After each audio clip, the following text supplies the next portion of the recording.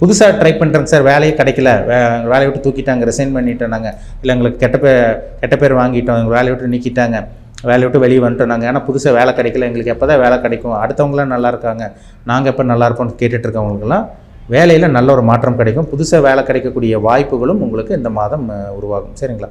நல்லபடியாக பயன்படுத்திக்கிங்க. நல்ல வேலை, நல்ல ஒரு அமைப்பு உங்களுக்கு தேடி வரும். ப்ரொமோஷன் கிடைக்கக்கூடிய வாய்ப்பு உங்களுக்கு உருவாகுங்க. ஒரு சில பேர் கவர்மெண்ட் ஜாப் கிடைக்கும்.